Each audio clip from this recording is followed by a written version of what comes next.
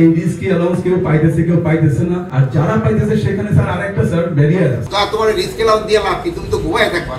ঢাকা জেলার পক্ষ থেকে আমাদের বিশেষ কিছু চাওয়ার নাই স্যার। আমার যেটা স্যার চাওয়া, বা এটা বাংলাদেশ পুলিশের প্রত্যেক সদস্যের পক্ষ থেকে চাওয়া স্যার, আমাদের পুলিশের জব স্যার 24/7 স্যার, আমরা এটা এভাবে অভ্যস্ত, আমরা জেনেও এসেছি এবং আমরা সেটা পালন করে যাচ্ছি স্যার, কাজ করে যাচ্ছি স্যার। আমাদের স্যার কাজের ক্ষেত্রে যেসব রিস্কি ফ্যাক্টর গুলো থাকে স্যার, এটা সকলেরই জানা এবং এগুলো স্যার আমরা মেনেই স্যার কাজ করে যাচ্ছি। এখানে স্যার বিষয় হলো যে রিস্কি যে অ্যালাউন্সটা স্যার, এটা আমাদের কনস্টেবল থেকে সাব ইন্সপেক্টর পর্যন্ত দেওয়া হয়। এখন এটা তো মিল করে যে রিস্ক মানে স্যার ওরাই নেয়। আসলে যে বাংলাদেশ পুলিশ প্রত্যেকটা সদস্যই রিস্ক নিতেছে এবং এর সাথে প্রত্যক্ষ এবং পরোক্ষভাবে প্রত্যেক কর্মকাণ্ডের সঙ্গে জড়িত স্যার। এখানে স্যার আমাদের নিজেদের ডিপার্টমেন্টের মধ্যে স্যার এই রিস্কি অ্যালাউন্স কেউ পাইতেছে না, আর যারা পাইতেছে সেখানে স্যার আরেকটা স্যার ব্যারিয়ার আছে। সেটা হলো স্যার 30% আমাদের রিস্ক অ্যালাউন্স পাওয়া যাবে। ওয়ালটন এখন দেশের সীমানা পেরিয়ে পৌঁছে গিয়েছে 50টিরও বেশি দেশে।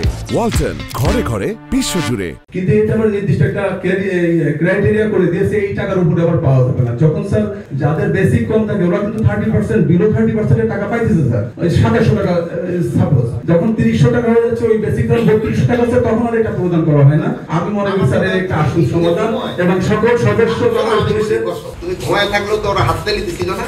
হাততালি দেওয়ার সময় তুমি দেখে ওঠো নাই? কি কথাটা বলার পরে হাততালি দিছিল? 30% স্যার। 30% কি? এই রিস্ক অ্যালাউন্স স্যার। কি 30% রিস্ক অ্যালাউন্স কি?